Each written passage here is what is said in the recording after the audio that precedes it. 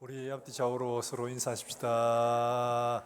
주의 평강을 빕니다. 샬롬. 평안하십시오. 예. 예수님 말씀하시잖아요. 평강을 빌어주라. 너희가 빈 평강이 그 사람 받기에 합당하면 그 집에 머물러 있을 것이지만 합당치 않으면 너에게로 돌아올 것이다. 빌어주면 여하튼 이랬나 저랬나 복이에요. 우리 옆에 사람 눈을 보면서 평강을 빕니다. 다시 한번 해주세요.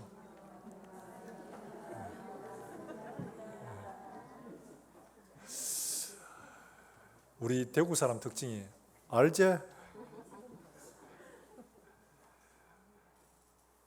알제가 아니고 입으로 말을 해야 됩니다.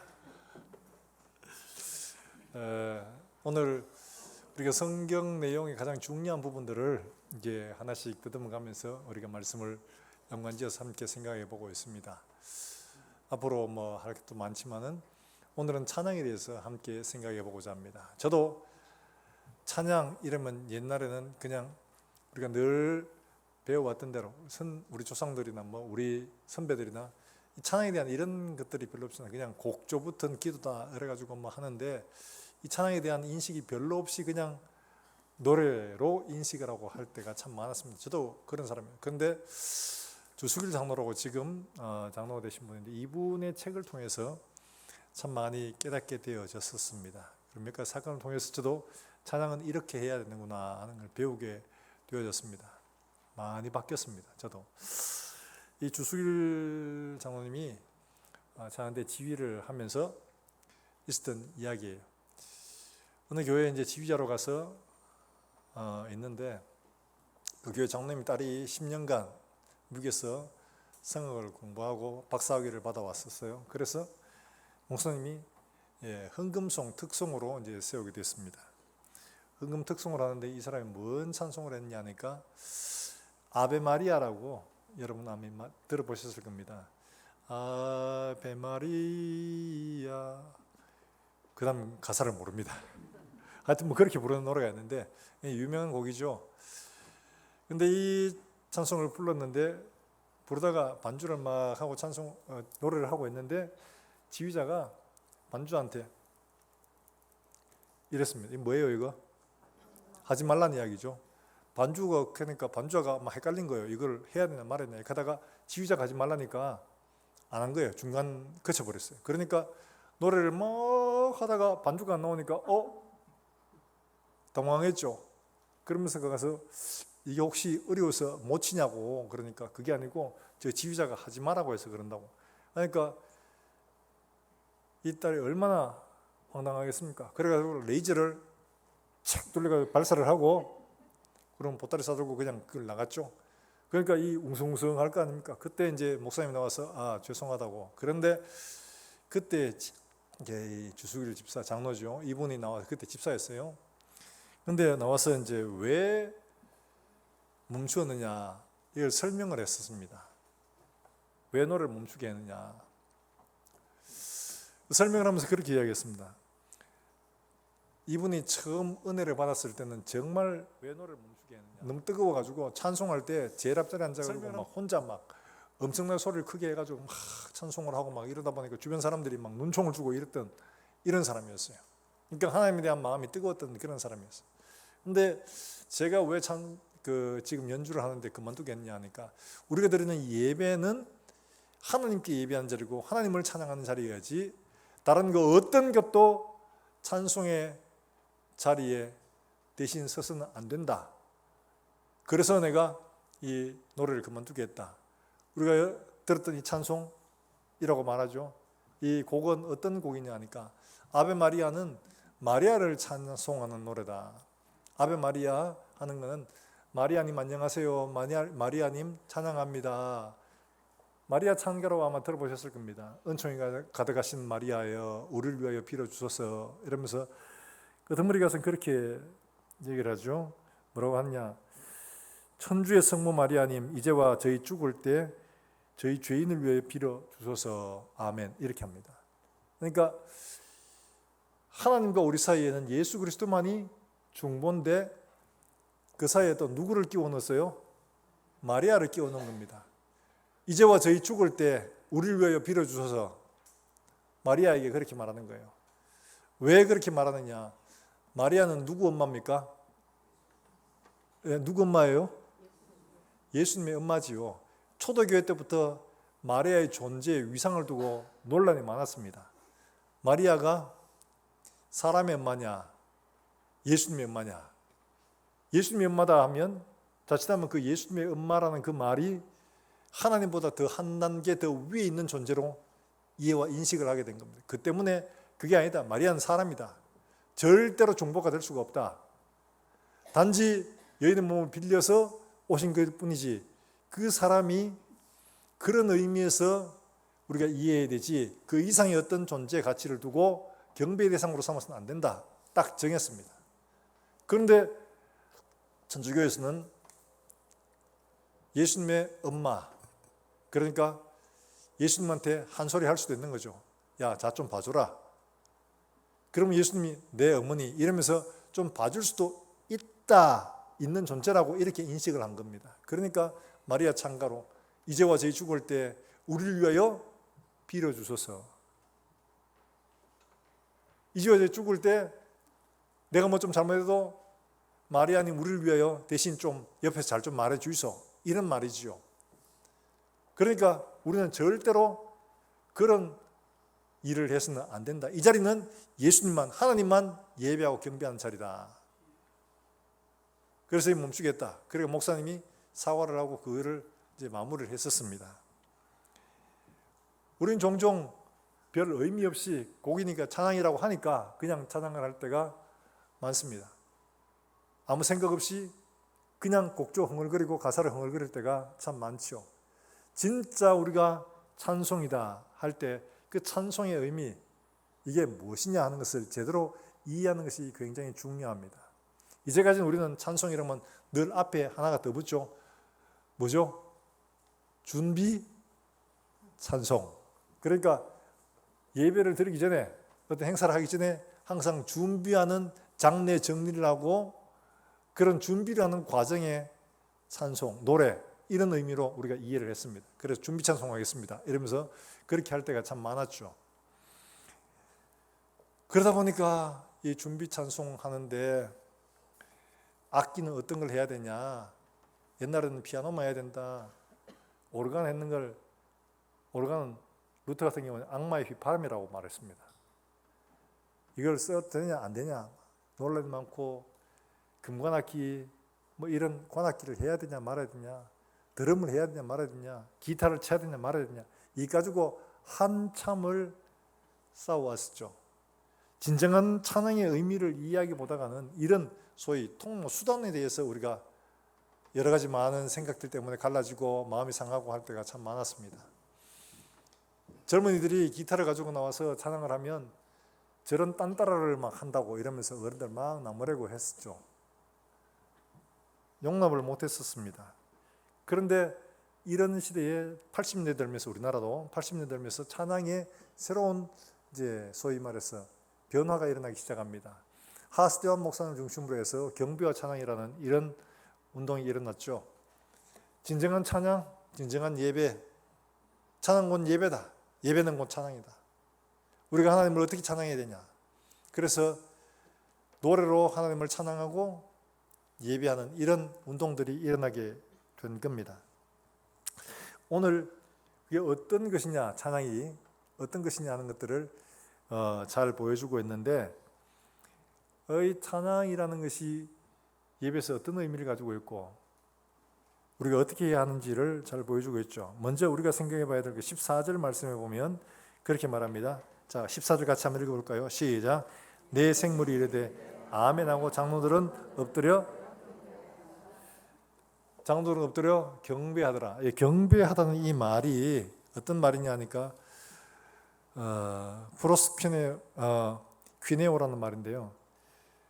프로스라는 말은 앞으로 향하여 이런 말이고 퀴네오라는 말은 입맞추다 하는 이런 겁니다. 그러니까 대상을 두고 몸을 굽혀서 그 발에 입맞추는 이런 행위를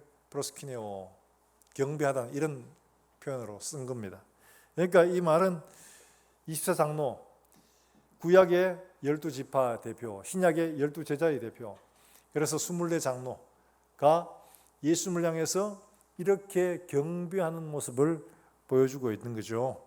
자, 이 경배하는 것은 곧 그분을 예배하는 것이라 이렇게 보여주고 있습니다. 달리 말하면 대상을 존중해서 자기를 한없이 낮추고 그에 바로 입맞추는 이런 모습들, 이게 바로 진짜 예배다 하는 것을 보여주고 있죠. 이건 이사야 6장에서 스랍들이 하나님을 찬양하는 모습들을 통해서도 보여주고 있습니다. 6날개 있는데 각자 2날개로는 날고 2날개로는 창화하고 2날개로는 발을 가리우고, 그 자기의 가장 못한 부분, 낮은 부분을 가리우고 하나님을 찬미하고 높여드리는 바로 이런 행위가 찬양이다 하는 것을 보여주고 있죠. 자, 이런 예배 모습들에서 찬양은 바로 그 자체가 예배다, 찬양 자체가 예배다 하는 것을 보여주고 있는 말씀이기도 합니다. 곡조만 붙이는 게 아니라 우리의 자세가 거기에 예배 자세가 되어야 된다 하는 것을 말하고 있는 것이죠. 신약에서도 에베소서 5장 19절에서 바울은 그렇게 말합니다. 시와 찬송과 신령한 노래로 서로 화답하며 너희 마음으로 주께 노래하며 찬송하며, 시와 찬미와 신령한 노래들로, 그러니까 다양한 모습들이 나타나고 있죠. 이렇게 하나님을 예배해라, 지금 이렇게 말하고 있는 겁니다. 하나님을 찬양하고 예배하는 모습들은 다양하게 드러날 수가 있습니다. 악기를 가지고 할 수도 있고 시와 다른 찬미로 할 수도 있다는 것을 보여주고 있는 겁니다. 어쨌든 간에 찬양, 찬미는 곧 하나님을 예배하는 것이다 하는 것을 우리에게 보여주고 있습니다. 그건 겉으로 보여지는 어떤 것들이 아니라는 거죠. 시편에서는 큰 소리 나는 재금으로, 작은 소리 나는 재금으로, 현악과 퉁소로 모든 악기를 다 동원해서 하나님을 찬미해라, 이렇게 우리에게 말씀을 하고 있기도 합니다. 어떻게 되냐? 요한복음 4장에서 우리가 잘 알고 있는 것처럼 하나님께 예배하는 자들은 무엇과 무엇으로? 영과 진리로, 신령과 진정으로, 예전 번역에는 영과 진리로 예배할지니 말씀하셨죠. 진짜 필요한 것은 우리의 영혼과 우리의 마음을 담아 진정으로 하나님 앞에 예배하는 이것이 필요하다. 그냥 곡조, 악기, 음악으로 하는 게 아니라, 비록 그런 형식을 담고 있지만은 정작 그 속에 드러나는 것은 우리의 삶과 우리의 마음과 우리의 모든 행위를 담아서 하나님 앞에 그렇게 예배해야 된다, 엎드려야 된다, 하나님 앞에 입 맞춰야 된다 하는 것을 말하고 있는 것이죠. 자, 왜 그럼 그렇게 해야 되냐? 그렇게 해야 될 이유가 뭐냐? 9절과 10절에 잘 설명해 주고 있습니다. 9절과 10절 우리가 같이 한번 읽어볼까요? 여러분 이 9절과 10절을 꼭 기억하시길 바랍니다. 9절부터 10절입니다. 시작. 그들이 새 노래를 불러 이르되 두루마리를 가지시고 인봉을 떼기에 합당하시도다.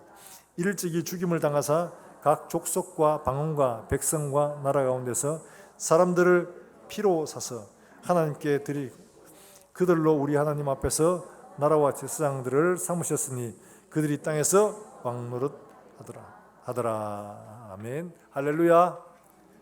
찬양해야 될 이유가 뭐냐? 이유는 분명해졌습니다. 무엇 때문에? 예수님이 각 나라와 족속과 방언과 모든 백성들 가운데서 그의 피로 말미암아 그의 백성들을 사서 하나님 앞에 들이시고 우리를 제사장으로 삼으셨다는 겁니다. 무슨 제사장으로?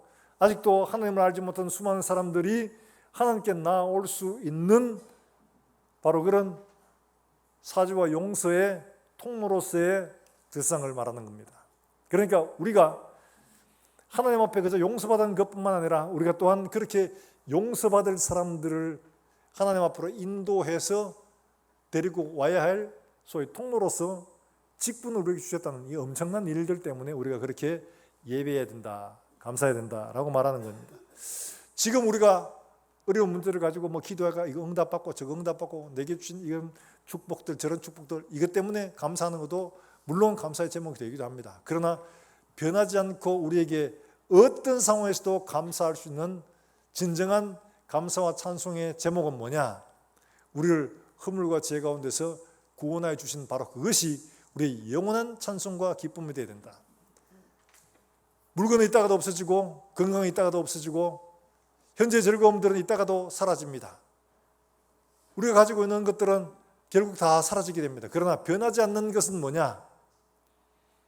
우리를 죄와 허물 가운데서 구원하여 내시고 영원한 당신 나라의 제사장으로 삼아주신 이것이 가장 큰 찬송의 제목이다. 가장 큰 찬송의 제목이다. 이걸 말하고 있는 겁니다. 사랑하는 여러분들, 내가 하나님을 찬송하는 그것이 나를 구원하신 하나님의 은혜 때문에 진짜 찬송하는지, 그렇지 않으면 오늘 내 기도 응답 주시고 내게 이런 축복 주시고 건강 주시고 이것 때문에 내가 감사하는지, 물론 이것도 필요합니다만, 그러나 이것보다 근본적으로 우리가 붙들고 감사해야 되고 찬송해야 될 것은 뭐냐? 나를 구원하신 바로 그 하나님의 은혜 때문임을 기억하시길 주의 이름으로 축원합니다. 바로 그것이 변하지 않는 찬송의 제목이 될 수 있기 때문에 그렇습니다.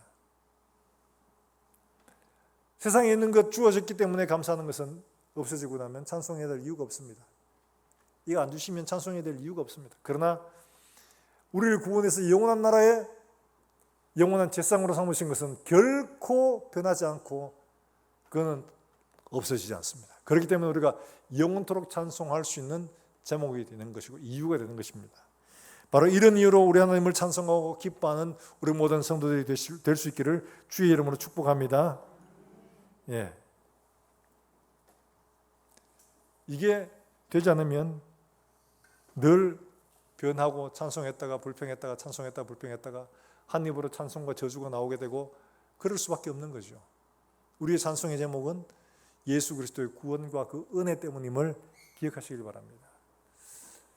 우리가 영원히 하나님의 진노의 대상이었던 자리에서 그의 사랑의 대상이 되고 구원의 대상이 되어져서 영원한 당신 나라에 당신의 백성으로 뿐만 아니라 영원한 제사장으로 우리를 삼아주신 그 은혜가 우리 눈으로 직접 볼 수만 있다면 얼마나 대단하겠습니까? 이게 우리의 영원한 찬송의 제목이 되어야 된다는 것을 분명히 말하고 있습니다. 우리 눈에 보이지 않는다고, 내 손으로 직접 만지지 않고 느껴지지 않는다고 없는 것이 아니라 그것은 우리에게 이미 허락해 주신 하나님의 은혜요 특권임을 기억하시길 주의 이름으로 축원합니다. 청년들이 종종 이런 일들을 실수를 많이 하죠. 청년들 집회에 가보면 찬양할 땐 막 열정적으로 합니다. 막 땀 흘리도록 찬송하고 막 하는데, 근데 막상 설교가 시작되면 전부 다 어떻게 됩니까? 병든 닭같이 전부 다 고개를 숙이고 졸다가 그냥 자다가 하죠. 이게 뭐 잘못된 거죠. 왜냐하니까 이 사람들은 찬양을 한 거 아니고 뭘 했어요? 노래에 심취해 있던 겁니다. 그렇기 때문에 정작 우리가 감사해야 될 하나님의 말씀을 듣는 데는 귀가 열리질 않는 겁니다. 우리가 정작 들어야 될 하나님의 말씀에는 우리의 마음을 두지 않는 거죠. 진정한 감사와 찬송은 그분의 말씀으로 통해서 우리에게 주신 은혜를 깨닫는 것에 더욱 넘치는 줄로 믿으시길 주의 이름으로 축원합니다. 우리 아이들에게 바로 가르쳐야 됩니다.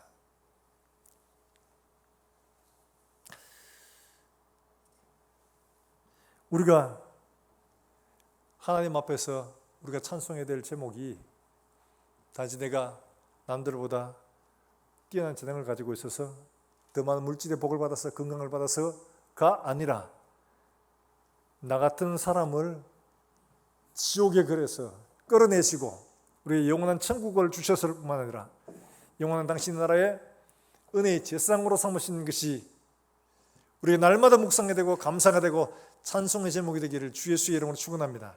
그게 진정한 예배라는 거죠. 뿐만 아니라 찬송은 어떻게 해요? 기도와 함께 드려진다 하는 것을 우리에게 말씀을 하고 있습니다. 기도와 함께 드려진다. 자, 8절 말씀을 한번 볼까요? 8절입니다. 시작. 그 두루마리를 취하심에 네 생물과 24장로들이 그 어린 양 앞에 엎드려 각각 금은고와 향이 가득한 대접을 가졌으니 이 향은 성도들의 기도들이라. 대접을 가지고 있는데 여기에 성도들의 기도가 가득했어요. 그런데 이 대접과 함께 금고를 가졌다고 말하고 있습니다. 달리 말하면 찬양은 성도들의 기도와 함께 하나님 앞에 드려지는 겁니다. 그러니까 찬송 따로 기도 따로가 아니고 찬양하는 가운데 우리의 기도가 되고 그 찬송이 하나님의 귀에 들리게 된다는 거죠. 찬송은 우리가 하나님 앞에 드리는 기도라는 것을 말하고 있는 겁니다. 여러분들이 기도에 나올 때 찬송을 한다면 그 찬송은 우리의 마음을 담아 하나님 앞에 드리는 기도, 바로 그 자체라는 거예요. 기도에 앉아서 기도 시작합시다 이래가 기도하는 그 자리가 기도만이 아니라 우리가 드리는 찬송 중에도 우리의 마음을 담아 하나님 앞에 드리는 기도가 그 속에 있다는 거죠. 별개로 생각할 수 없는 겁니다. 그렇지 않고 만약에 그냥 곡을 따라가 흥얼흥얼 아무 생각 없이 그렇게 부른다. 여러분, 이걸 뭐라고 하나님 말씀하시고 있느냐 하니까 아모스 6장 5절과 6절 7절 말씀에 이렇게 말씀하고 있습니다. 자, 한번 아모스가 어딘지도 모를 테니까 미리 찾아놨습니다. 아모스 6장 5절부터 7절까지 우리 같이 한번 읽어보겠습니다. 시작. 비파 소리에 맞추어 노래를 지질거리며 다윗처럼 자기를 대접으로 포도주를 마시며 귀한 기름에 몸을 바르면서 요셉의 환난에 대하여는 근심하지 아니하는 자로다. 그러므로 그들이 이제는 사로잡히는 자 중에 앞서 잡혀내니 기지개 켜는 자의 떠드는 소리가 그치리라. 자, 이게 무슨 말이냐? 앞에서부터 계속 나오는 말씀은 이스라엘의 소위 말해서 방탕한 삶에 대한 이야기를 합니다. 그런데 특별히 6장 5절에 가서 뭐라고 하냐? 비파 소리에 맞추어서 노래를 지질거리며 그 다음 누구처럼? 다윗처럼 자기를 위하여 악기를 제조하며. 아니 도대체 이게 무슨 말이냐 하니까 요셉의 고난에 대해서, 요셉의 죄에 대해서 전혀 마음을 두지 않고 지금 현재 포도주를 마시며 귀한 기름을 몸에 바르고 노래하고 즐기는 일에 정신이 없다는 거예요. 달리 말하면 찬송과 삶이 완전히 분리된 겁니다. 음악은 음악대로, 삶은 삶대로 따로 놓는 거죠. 이런 것들은 하나님 뭐라고 하시느냐? 결국에는 이제는 사로잡히는 중에 앞서 사로잡히리니 기지개 켜는 자의 떠드는 소리가 그치리라. 그렇게 떠드는 소리가 그치게 할 거다. 심판의 소리입니다. 달리 말하면 마음 없이 지절거리는 그런 소리들을 하나님이 다 그치게 하실 것이라. 우리가 하나님을 찬송한다고 하면서 마음 없이 생각 없이 그냥 입으로 나온 대로 그냥 부른다고 그것이 찬양이 되는 게 아닙니다.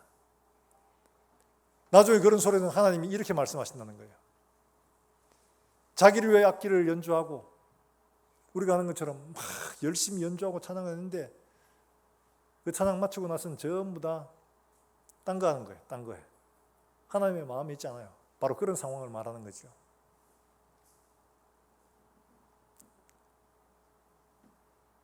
우리가 하나님을 찬양하는 것은 단지 악기로 좋은 곡조로 그게 정말 아름다운 멜로디와 화음으로 만들어내서 그게 진짜 찬양이 아니고 우리의 마음과 우리의 삶이 담겨져서 하나님 앞에 진정으로 올려드리는 그것이 진짜 찬양이요. 그게 진짜 예배요. 그게 하나님 받으실 만한 향기로운 제물이 된다는 사실을 기억하시기를 주의 이름으로 축원합니다. 그게 바로 우리의 기도가 되는 거죠.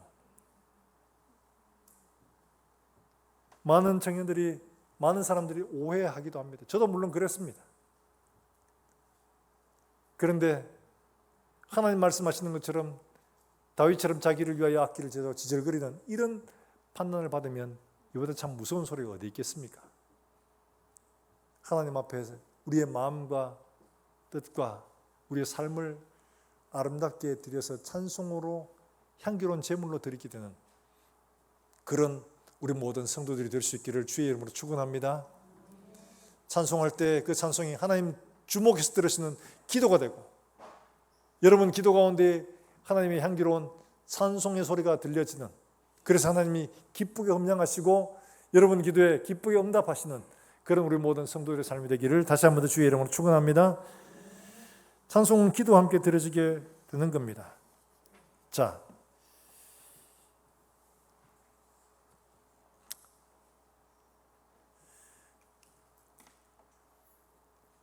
우리가 찬송을 하면서 종종 마음 없이 딴정하면서 할 때가 종종 있습니다. 특별히 찬양대 같은 경우에 바빠서 무슨 사정이 있어서 매번 늦게 올 때가 없지 않아 있죠. 주수길 장로, 지금 장로가 됐습니다만 그분이 교회 찬양대 지휘를 할 때 일이었다고 해요. 제법 규모가 있는 교회라서 찬양대 숫자가 많았습니다. 거의 한 100명이, 아주 오래된 이야기입니다만 한 100여 명 정도 가까이 됐었어요. 그러니까 저도 큰 교회 작은 교회 다 있어봤지만 그러면 찬양대가 항상 연습시간 11시면 9시 이렇게 정해놓으면 9시까지 잘 안 옵니다. 그래서 경고를 했습니다. 우리가 하나님 앞에 드리는 찬양대라면 찬양은 그 준비부터 달라야 됩니다. 대통령을 행사를 나가는데 그게 참여한 밴드나 이런 사람들이 절대로 연습을 소홀히 하지 않습니다. 대통령 행사이기 때문에. 우리가 하나님을 예배한다고 하면서 우리가 찬양대로서 그런 마음의 자세를 가져야지. 대통령보다 높은 하나님을 찬양하면서 그런 마음의 준비가 안 돼 있다면 하지 않는 게 맞습니다. 그건 오히려 조롱거리가 될 겁니다. 하나님을 조롱하는 게 됩니다. 그래서 다음부터 예배 시간에 찬양 연습 시간에 시간 맞춰 오시라고 그때 이거 문 잠근다고 딱 선포를 했습니다. 그 습관이 사라져서 9시까지 오세요 그러면 9시까지 딱 옵니까? 안 옵니까? 그렇죠. 9시까지 못 옵니다. 왜 못 오냐? 몸이 그렇게 익어져 있기 때문에 항상 그 시간 늦는 사람은 항상 늦거든요. 습관이 그래 있기 때문에. 생각으로는 가야지 이렇게 하면서도 그렇게 안 되어져요. 얘는 꼭 물그르게 되고 결국 늦게 되거든요. 그러니까 그때도 안 했나 다를까 늦었어요. 그런데 지휘자가 연습실에 문을 잠그도록 했습니다. 잠그라고 하니까 문을 딱 갖다 잠궜어요. 그러니까 9시 대가 그 전에 와야 되는데 9시 안 오고 와가지고 좀 5분 늦었어요. 5분밖에 안 늦었어요. 5분밖에. 그리고 와서 문을 여니까 문이 안 열려요. 그래가 창이 요만한 게 달려 있으니까 그 창을 향해서 문 열으라고 막 하는 거예요. 그러니까 지휘자가 열지 말한다. 뭐요? 내가 누군지 아나? 내 장로다 장로. 열어라 하는데 지휘자가 열지 말한다. 그러고는 안 열어주는 거예요. 그러니까 장로부터 시작해서 줄줄이 다 그 복도에 서가지고 못 들어가는 거예요. 그리고 어떻게 했냐?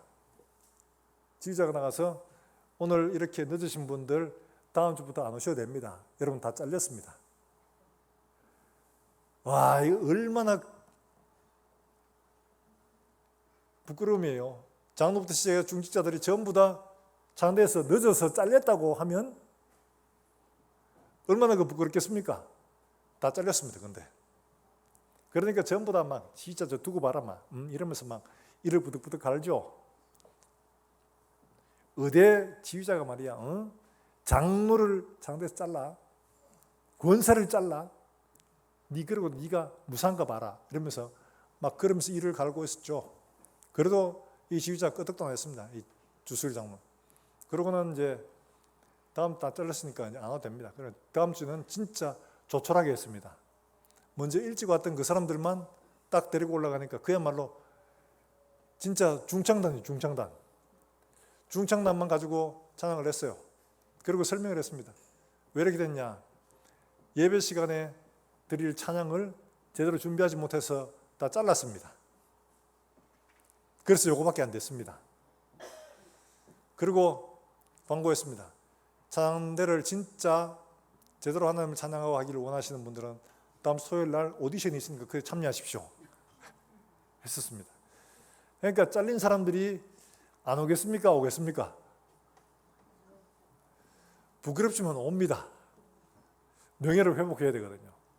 그러니까 이분들이 이제 하나씩 둘씩 모여 토요일 날 이제 가나순으로 이제 노래를 다 부르고 이제 오디션을 다 봤습니다. 모든 사람들이 다 보고는 이제 합격자를 발표를 해야 되잖아요. 합격했던 사람들을 발표를 하는 때가 됐습니다. 발표를 하려고 하니까 전부 다 나름대로 긴장을 했죠. 설마 나를 자르겠어? 근데 이제 가나다 순서로 보니까 강씨가 제일 문제죠.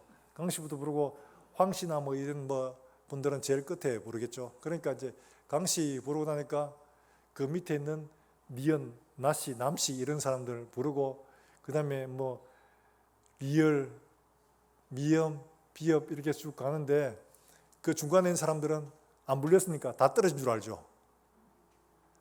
아 진짜 막 나를 자르다니 뭐 이러면서 막 분노하기도 하고 부끄럽기도 하고 막 얼굴이 불그락불그락 됐는데 이영, 시옷, 이영, 지읒 쭉 가는데 앞에 있는 사람들은 뭐 난리 났죠. 그러다가 지읒, 치읒 가고 끝머리 갔는데 내 이름 안 불렀어. 다 잘린 겁니다. 그런 줄 알았어요. 그러니까 막 울고불고 난리가 난 거죠. 그런데 이 지휘자가 한 번 더 기회를 줍니다. 그래서 어떻게 했냐. 길을 다시 앞으로 돌아와가지고 오디션 왔다는 것은 하고 싶은 마음이 있다는 이야기잖아요. 그래서 이분들 다시 니언으로 돌아가고 이영으로 돌아가고 해서 이분들 다 불러줬어요. 불러줬는데 다음 시간 9시에 연습 시작합니다. 대통령을 위한 행사에도 절대로 안 넣습니다.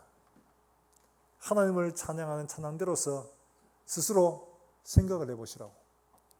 준비하는 시간에 늦지 말고 이 시간 오시라고 딱 하고 나니까 그 시간에 오겠습니까? 안 오겠습니까? 다 오죠. 먼저 와서 막 이제 쓸고 닦고 막 준비를 하고 하는 거예요.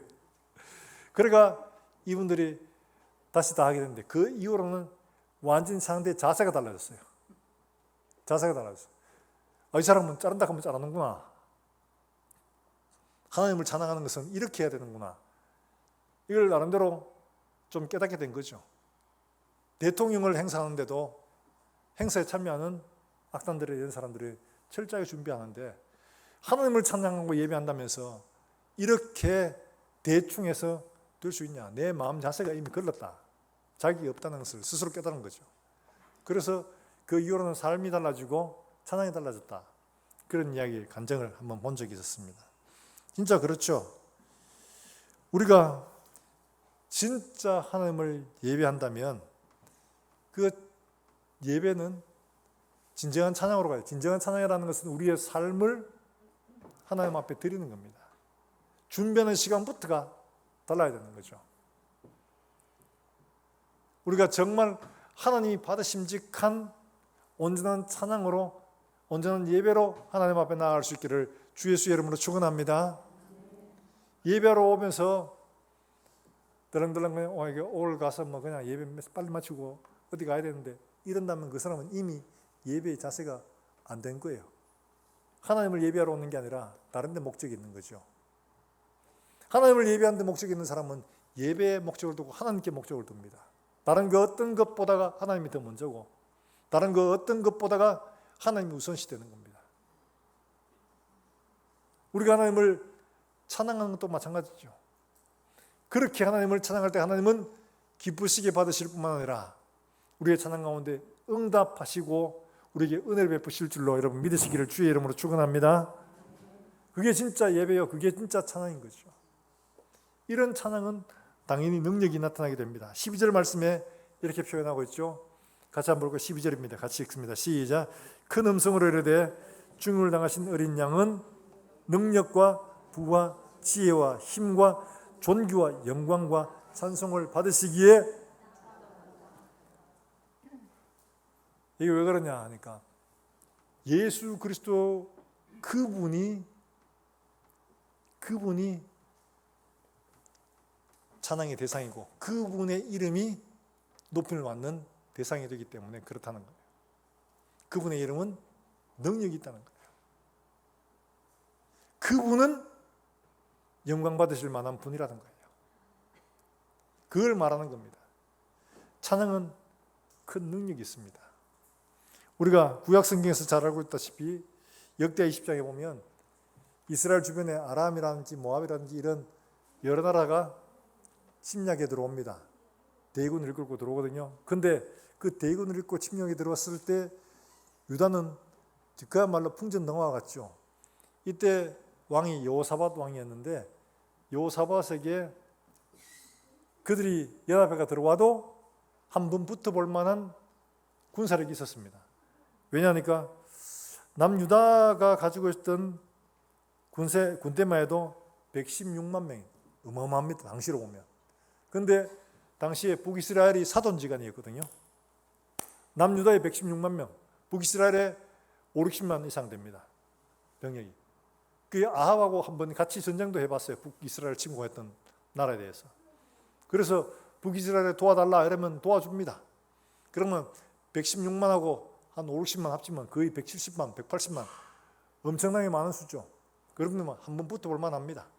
그런데 이들이 그들의 침략에 대해서 이들 숫자로 한번 해볼 만하네 라고 하지 않고 여호사밧이 한 일은 뭐였냐 하니까 하나님을 의지하고 하나님을 찬양하는 찬양대를 앞서 세웠다는 겁니다. 달리 말하면 이 찬양대를 앞서 세워서 찬양을 하게 하고 마침내 놀라운 승리를 거두게 된 장면이 나오게 되는데 역대하 20장에서 이런 말씀을 합니다. 역대하 20장의 말씀에 이렇게 표현하고 있습니다. 20장 21절과 22절 말씀은 같이 한번 읽어볼까요? 20장 21절과 22절입니다. 시작.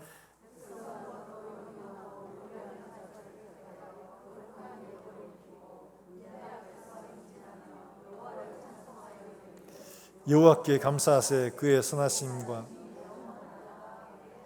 그 노래와 찬송이 시작될 때에 여호와께서 복병을 두어 유다를 치러 온 암몬 자손과 모압 사람과 세일산 주민들을 치게 하심으로 그들이 패했으니. 할렐루야. 이들은 한 거 하나도 없습니다. 찬양대를 조직하고 특별히 뽑아서 세우고 그리고 그들에게 찬송을 한 게 다입니다. 뭐라고 하게 했느냐 나오죠. 21절의 말씀에 여호와께 감사하세. 그의 인자심이 영원하도다. 이게 다입니다. 그랬더니 어떤 일이 벌어졌냐. 하나님께서 복병을 두게 따로 군대를 마련한 거 아닙니다. 하나님의 천사들이 그들에게 나가서 서로 치고받게 한 겁니다. 그러니까 자기들끼리 치고받고 싸워가지고 자기들끼리 다 전멸한 거예요. 이스라엘 백성들은 한 거 아무것도 없습니다. 여호와께 감사하세 이거밖에 한 게 없어요. 그랬더니만 하나님이 천사들을 보내가지고 그들을 서로 치고받게 하셔가 다 멸하셨습니다. 이런 놀라운 일들이 일어난 겁니다. 달리 말하면 하나님의 찬송은 우리가 기대하고 생각하는 그 이상의 힘과 능력을 가지고 있다는 겁니다. 하늘 군대를 동원하는 힘이 있다는 거예요. 여러분 찬양대가 따로 하나님 앞에 찬양을 할 때 이 찬양을 통해서 우리 가운데 염려와 근심과 대적들로 말미암아 두려워하는 마음들이 정말 무너지고 깨지고 그래서 우리로 말미암아 우리 삶의 승리를 거두게 하시는 하나님이 준비하신 것임을 믿고 앞으로 찬양대 잘하세요. 괜히 그 앉혀둔 게 아니에요. 하나님이 이렇게 하도록 우리에게 주신 겁니다. 예배전에 우리의 마음이 산란하고 분주하고 복잡한 이런 것들이 찬양대의 찬양을 통하여 떠나가고 하나님만 바라보게 하고 하나님의 일들이 우리 가운데 나타나도록 하시기 위하여 하나님께서 하신 놀라운 일이신 줄 믿으시길 바랍니다. 이 찬양에 함께 기도로 동참하고 함께 은혜로 동참하고 하나님의 일이 높아질 때 우리 가운데 놀라운 역사, 우리가 기대하지 못했던 놀라운 역사들이 일어나게 됨을 기대하시기를 주의 이름으로 축원합니다. 신약에서도 이런 사건이 있었죠. 사도행전 16장에요. 바울과 실라가 빌립보에서 억울하게 옥에 갇혔습니다. 복음을 전하다가. 근데 밤중쯤 되어 그들이 하나님을 찬미하며 옥터가 흔들리고 옥문이 열리는 놀라운 역사가 일어난 겁니다. 왜 그래요? 하나님을 찬미하니까 하나님이 일하시는 겁니다. 우리의 이름이 능력이 있어서가 아니라 예수 그리스도의 이름이 능력이 있어서 그분의 이름이 그 일을 하게 하시는 겁니다. 사랑하는 여러분들, 예수의 이름이 능력이 있는 줄을 믿으시길 바랍니다. 그분의 이름을 높여드릴 때 그분의 이름이 우리에게 놀라운 일들을 행하심을 믿으시기를 주의 이름으로 축원합니다. 이게 놀라운 거예요.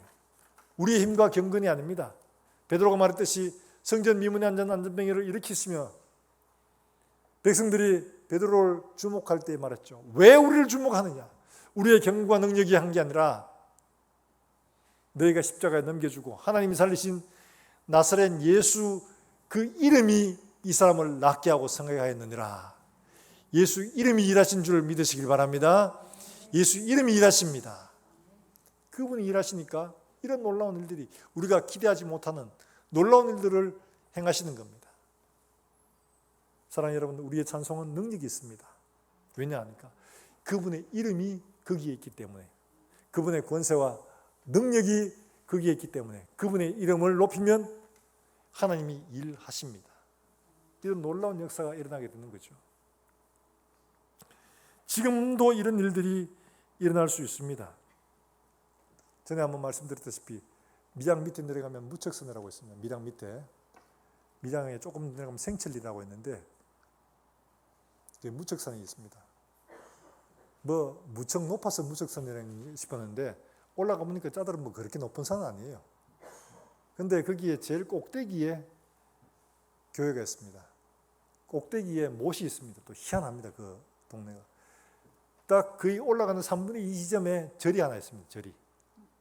근데 그 가려면 어디로 가냐? 그 절 사이, 암자와 암자 사이를 통과해야 되는데 바위에 길이 있습니다. 바위. 그리로 올라가야 돼요.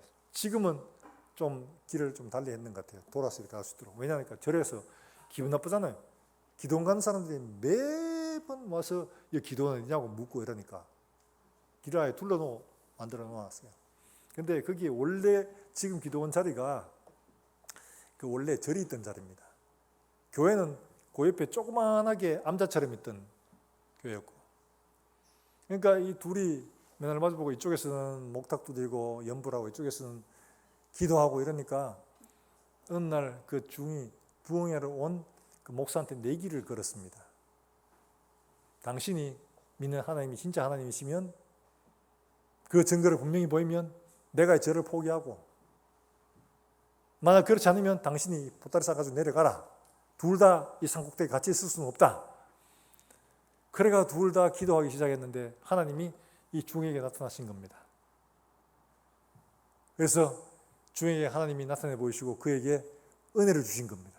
그 중이 완전히 뒤집어져 가지고 예수를 믿게 됐어요. 그래서 그분이 그 절터를 포기하고 내려가고 그 절터가 지금 교회가 된 겁니다. 무척산 기도원이 된 겁니다. 그런데 그렇게 되기까지 어떤 일이 있었냐? 그 기도원에 할머니 한 분이 거하고 계셨는데 그 할머니가 허리는 꼬그라지고 할 수 있는 게 없어요. 이분은 맨날 새벽기도 마치면 이 절을 도는 겁니다. 찬송하며 돌아요. 찬송하며, 찬송도 하나밖에 모릅니다. 한 절밖에 몰라요. 근데 그 찬송을 부르면서 내 절을 도는 거예요. 그걸 기도합니다. 놀랍게 그런 일들이 일어났어요. 사랑하는 여러분들, 오늘날도 하나님은 동일하게 일하십니다. 왜냐하니까 그분의 이름이 그때나 지금이나 동일하기 때문에 그래요. 그분은 그때나 지금이나 영원토록 동일하신 분이시기 때문에 그런 줄 믿으시길 바랍니다. 어느 교회 실제로 있었던 일이, 성탄절 때만 새벽송을 여러분 돌지 않습니까? 지금은 안 돕니다만은 아파트가 들어서고 이러다 보니까 못하게 된 거죠. 그때는 뭐 전부 다 주택이니까 다 돌죠. 근데 그 주민들 각자 이제 다 믿는 집도 있고 안 믿는 집도 있는데 청년들하고 나눠서 이렇게 새벽송을 도는데, 믿는 집에 가면 기쁘다고 주셨네. 안 믿는 집에 가면 조용하게 고요한 밤, 거룩한 밤, 그것도 조용하게 이렇게 부르기로 하고 갔습니다. 그래서 믿는 집에 가는 데는 막 기쁘다고 주셨네 부르는데, 안 믿는 집에 가서는 조용하게, 아주 조용하게 안 들리도록 고요한 밤, 거룩한 밤 부르는 거예요. 근데 집에 가니까 불이 환하게 켜져 있어요. 그래서 안 믿는 집이니까 뭐 하나 봤더니 굿하고 있는 거예요. 굿하고 있는데 그 가서 고요한 밤, 거룩한 밤 불렀습니다. 근데 갑자기 집안에 와당탕탕탕 난리가 난 거예요. 그래서 밖에 있는 청년들은 뭐지? 도대체 무슨 일이 있었는지. 근데 안에서 주인이 막 뛰어서 나오는데 지금 이게 뭐하냐고 막 이러면서 막 노력하고 쫓아내는 거예요. 왜 그러냐니까 안에서 굿하고 있는데 그 무당이 굿하다 말고 찬송을 부르니까 그만 뒤집어진 거예요. 그래 쭉 뻗어버렸어요. 그만. 그래가지고 지금 비싼 굿을 하는데 이게 뭐하는 짓이냐고 이러면서 청년들한테 와서 밖에서 그 나무를 쫓아냈어요. 여러분, 우리가 힘이 있는 게 아니라 예수의 이름이 힘 있는 줄 믿으시길 바랍니다. 우리가 일하는 게 아니라 예수의 이름이 일하신 줄 믿으시길 바랍니다. 그런 오늘 찬송 하나도 정말 우리의 마음을 담아 온 마음으로 함께 예배하는 마음으로 함께 그 찬송에 동참하게 된다면 우리의 삶들 속에서도 찬송의 능력이 나타나게 되는 줄로 믿으시기를 주 예수의 이름으로 축원합니다. 우리의 삶들 속에 이와 같은 진정한 찬송과 예배로 말며 우리의 삶이 날마다 기쁨과 감사로 넘쳐나시기를 주 예수의 이름으로 축원합니다. 이 시간 우리가 함께 찬송하고 기도하겠습니다.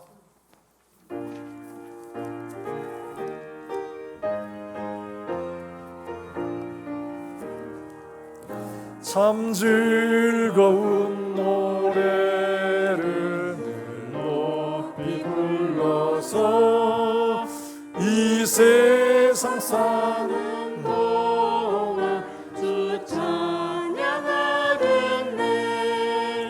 복 주실 산에 올라 멀리 바라보니 나 건너갈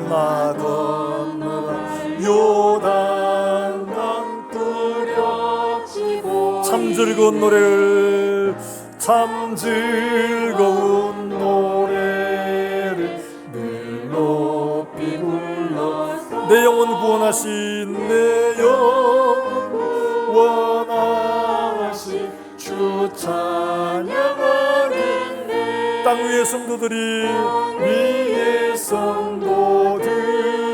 부르는 노래에 저 하늘의 천사들 다 와답하겠네. 참 즐거운 노래를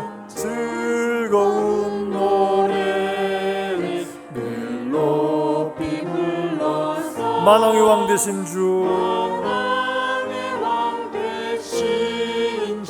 나 찬양하겠네. 거룩한 하늘 노래 들려올 때에 참 그립던 주님을 반가이 대하리. 참 아름다운 노래 늘 높이 부르세. 하늘의 소망 주신 주 찬양하여라. 참 아름다운 노래 다 함께 부르세. 하늘의 기쁨 주신 주 찬양하여라. 할렐루야. 이 시간 우리가 함께 기도할 때에 오늘 주신 말씀처럼 우리가 진정한 예배로 하나님 앞에 찬양을 드리게 하시고 우리의 삶들 속에 기도와 함께 하나님 앞에 찬양할 수 있게 해주시고 이 찬송의 능력이 우리의 삶들 속에 날마다 나타나게 해주셔서 찬송으로 세상을 승리하며 주님 앞에 설 때까지 믿음의 장부답게 우뚝 설 수 있도록 주님 축복해 주시옵소서. 우리 함께 한 목소리로 기도하겠습니다. 다 같이 기도합니다. 살아계신 하나님 아버지, 은혜를 감사합니다. 오늘 우리에게 찬송의 제목을 주시고 분명히 우리가 하나님을 찬송해야 할 분명한 이유를 주셨습니다. 하나님 아버지, 우리의 생명을 구원하시고 우리의 영혼을 허락하신 그 하나님의 은혜에 우리가 감사하며 진정한 마음으로 하나님을 찬송하며 하나님을 높여드릴 수 있도록 하나님의 은혜를 베풀어 주시기를 원합니다. 찬송 가운데 우리의 기도로 하나님 앞에 나아가게 하시고 이 찬송 가운데 하나님의 능력이 나타날 수 있도록 주님 은혜를 베풀어 주셔서 우리의 매일매일의 삶이 승리의 삶이 되게 하시고 기쁨의 삶이 되게 주님 역사해 주시옵소서. 하나님 아버지, 우리 모든 성도들의 삶이 기쁨과 감사의 찬송의 삶이 될 수 있도록 주님 날마다 우리를 붙들어 주시기를 간절히 소원합니다. 하나님 아버지, 은혜를 감사합니다. 오늘 우리의 말씀을 주시고 우리에게 찬송해야 할 분명한 이유와 찬송의 방법을 알게 하셨습니다.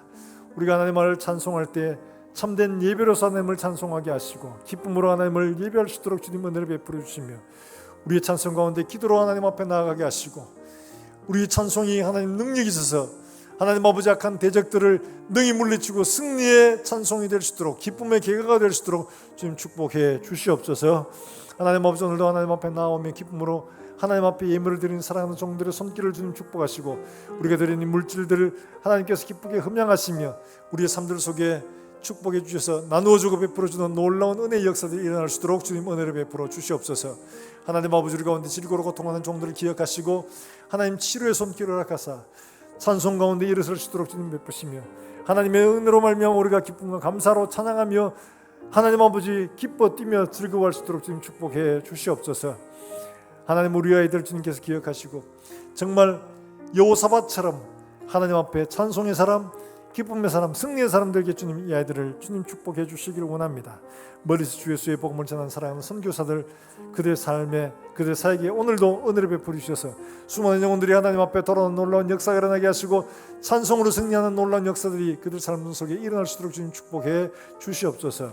또 한 조각은 살아가는 종들의 걸음걸음마다 하나님께서 함께 하시며 우리의 삶의 걸음마다 예수 이름의 자취가 드러나게 하시고 예수 이름의 향기가 드러날 수 있도록 주님 축복하여 주시옵소서.